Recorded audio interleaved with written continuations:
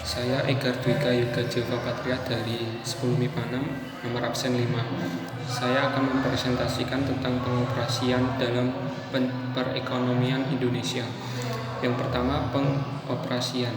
Sejarah perkembangan koperasi di Indonesia diperkenalkan oleh R. Arya Uratmaja saat mendirikan Bank untuk Pegawai Negara pada tahun 1896, kemudian dilanjutkan oleh Pewat Van Westerade dan Bung Tomo sebagai pendiri Budi Utomo. Pengertian koperasi. Koperasi adalah sebuah organisasi ekonomi yang dimiliki dan dioperasikan oleh seorang demi kepentingan bersama. Landasan dan asas koperasi. Landasan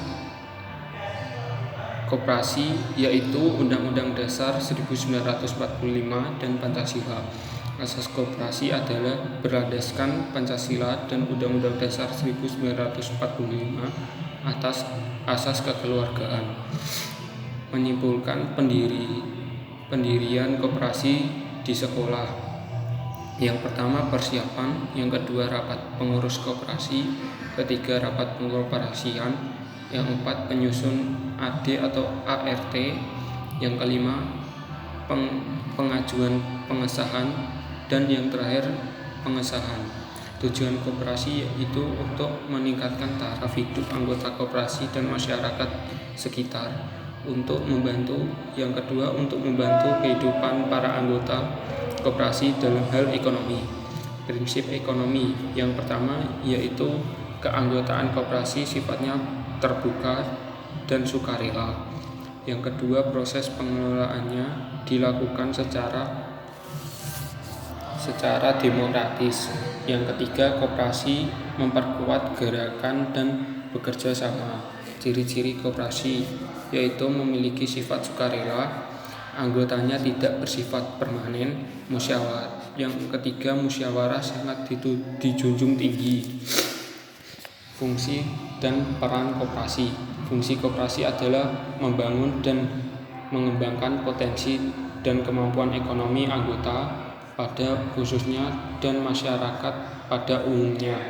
Berperan secara aktif dalam upaya meningkatkan kualitas kehidupan manusia.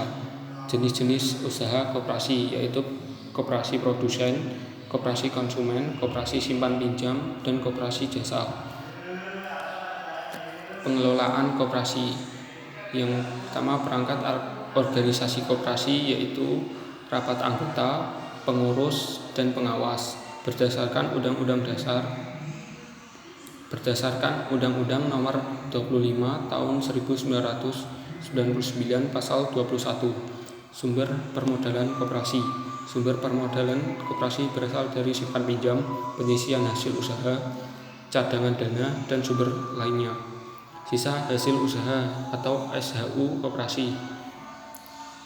Menurut Undang-Undang Nomor 25 Tahun 1992, SHU adalah pendapatan koperasi yang diperoleh dalam 1 tahun. Buku dikurangi dengan biaya penyusunan dan kewajiban lain termasuk pajak dalam tahun buku yang bersangkutan.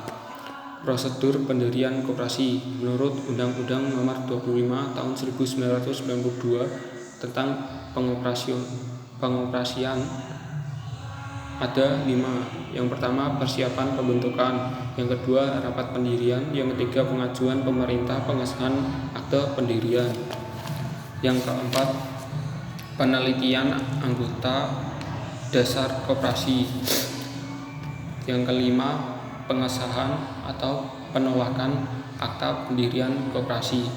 Tahap pendirian atau pengembangan koperasi di sekolah. Yang pertama tahap persiapan, yang kedua tahap pembentukan, yang ketiga tahap pelapor atau pendaftaran, yang keempat tahap pengesahan. Sekian dari saya, terima kasih.